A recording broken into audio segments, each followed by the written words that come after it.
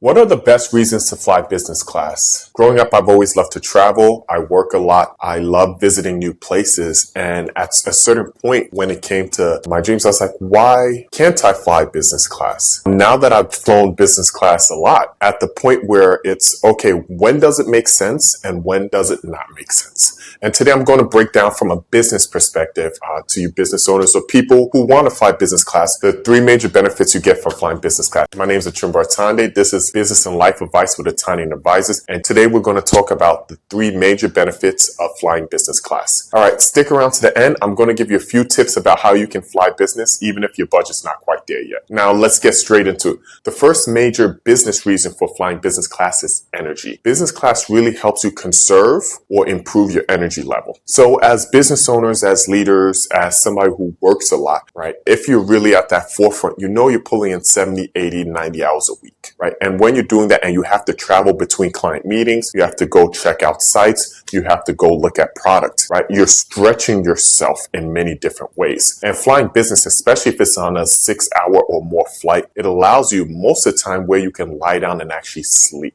Let's say you're flying overnight. And one of the benefits of being able to sleep, I can't sleep economy. I'm tall. First of all, I'm 6'4", so I'm quite tall. I've never ever been able to sleep unless I'm lying down flat. So one of the benefits of lying down flat and being able to sleep is you come refreshed, close as refreshed as you can when you land on the ground. And that's great so you can continue running and rolling, right? It's tough when you're pushing yourself, you're not really getting your rest and you still have to show up. So that energy is a big component. Now, on top of being able to sleep and being quote unquote refreshed, it's also what you have to deal with and what you don't have to deal with when you're flying business class. What do I mean by that? So one of the things you don't have to deal with typically is long lines or having to queue for things. So that's typically business classes. They get on first, what you have to deal with and what you don't have to deal with. And the more you have to deal with, the less energy you'll have because you're expending energy to deal with things, right? If you have to solve a problem, if you have to argue with somebody about how much your bag weighs, right? If you have to concern yourself, those are things that take away your energy and it's a compounding effort, right? It's those things over time adds up to how you show up in meetings, adds up to how you interact with your employees, with your staff, with your bosses, whoever, right? These things add up. So by taking these things off your plate, it really frees up your energy by focusing on doing the job, focusing on executing really well. Now, one of the great things about flying business class, if you don't have lounge access via another way, it usually gives you lounge access. So lounge is great where you can go, sit down, relax, have food, do your work. There's usually good Wi-Fi, so you don't have to worry about Wi-Fi, especially if you're international. There's usually good Wi-Fi that you can access in the lounge and you're able to sit, relax, connect, and work. Some of the lounges have the really nice, some of them have quiet places. Let's say maybe you have a layover, you don't have enough time to sleep, right? In between, it doesn't make sense to go get a hotel. So maybe you can go to a quiet area in the lounge and take a nap. These are things to think about on the energy level. That's one of the major ways to think about. The next big thing to really consider is time and time savings. Now, what do I mean by time savings? So typically business class starts at check-in. You typically either have your own shorter line that you can go up to and you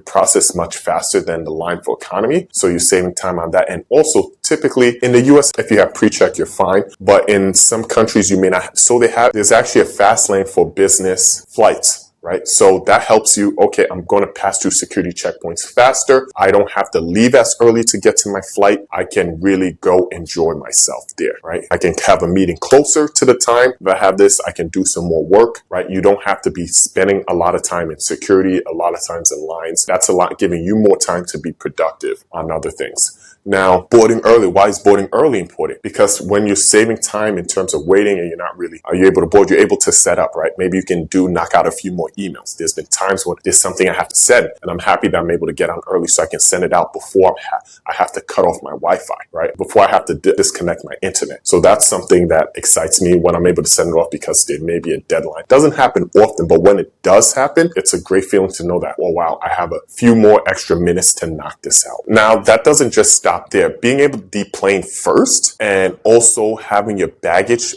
usually available first, oh, those are lifesavers. So let's say you have to run, you get on the ground, you need to run to meetings, especially if you're traveling internationally and you want to beat that big immigration line. That helps you keep moving from place to place and not losing momentum. Another thing on top of that, some places, they go a level beyond and you have a separate immigration place. I just passed through Doha. I was with Qatar Airlines. And one of the things that I really enjoyed about that experience was because there's a whole separate, there's like a business lounge. There's one business lounge inside the airport, but there's also business lounge for leaving the airport, immigration. So you're able to pass through there. There's almost no one else in there, right? There's just a few immigration agents. It's a really streamlined process. So I was only in Qatar I was there for 10 hours and I wanted to go check out the city. So I did that. It took me 10 minutes. Now think about that. When you compound that, that's just my time. Imagine if I came with a team of my people, right? It's not just 5, 10, 15 minutes. It's that times how many people I brought. So let's say I bring 5 people, right? That's 50 minutes on the low end. So this is time savings that you can apply across the board. And you have to think about, as your company scales, what's the value where you are? What's the value of your time? And what's the value of your executive's time as well? So these are things to think about if you're trying to have an edge in business. How can you get time savings in this way? The third major reason to look at business class is connections. What do I mean by connection? Networking. One of the things that happens when you're flying business class is you see other people and you're wondering, okay, this is a more expensive ticket. How were they able to afford this? That must mean they have accomplished something, or they're connected to money, right? Not everybody, some people are connected to money. This is a place where you can strike up conversations. I'm not saying this is going to lead to a business deal, but if you're looking to expand your network and really connect with people who have made it in some way, shape, or form, this is a place that you can say, oh, hey, I see you reading this newspaper. What are you working on? And that's something I actually see a lot in business class.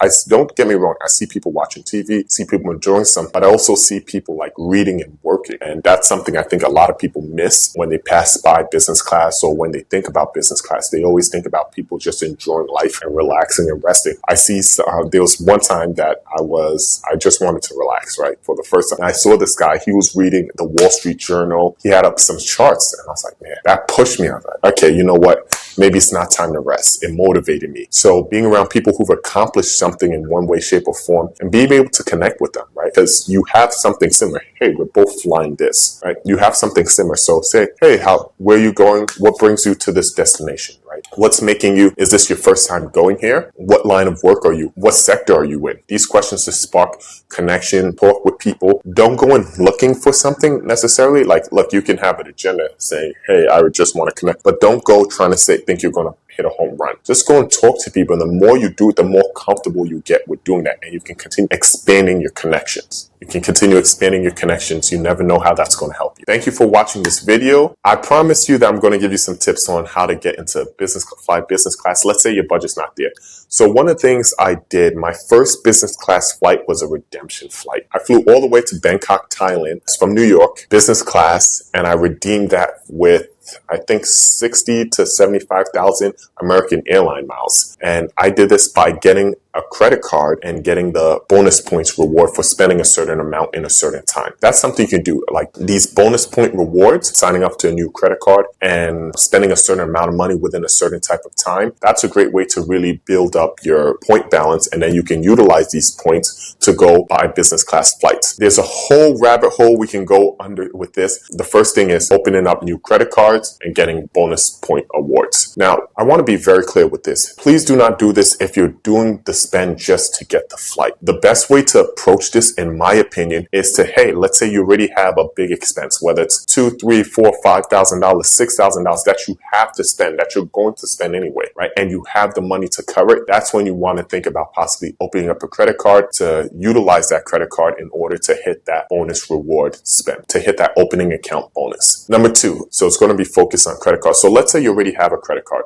especially as a business owner, right? There's a lot of spend you need to make, right? There's maybe you're buying supplies, maybe you have to spend a lot on travel, spending money on advertising, right? Figuring out what credit card gets the most benefits and multiplies. What do I mean by multiply? So for example, Amex Gold Business Card, right? You get 4x the points. It's up to $150,000 or $250,000. 4x the points on advertising spend, right? With social media like Google, Facebook, etc. So let's say you have to spend $50,000 to $100,000 on advertising. You're spending that every year. It would make sense to put that on that card, right? Or another card. I believe it's the Chase Business Inc. card or that, right? And get those points. Get those points. Why? Because let's say 60 to 75,000 Amex points, may be 60 to 100,000 Amex can get you a business flight certain certain carriers, right? And what you'll do from there, you'll transfer the points over from Amex Chase to, don't reward it in the portal, right? Don't take the reward in their portal. You're going to transfer the points to the airline that has a transfer arrangement. So usually it's a one-to-one arrangement. Sometimes there's places where they give you a bonus like 10%, 20%, 30%, 40% bonus to transfer to certain airlines. And you can transfer it, and then from that airline, go and book out the points. Now, this is a whole nother rabbit hole. I'm not going to have enough time to jump into this. But if you do want to hear more about this and how you can utilize your business spend,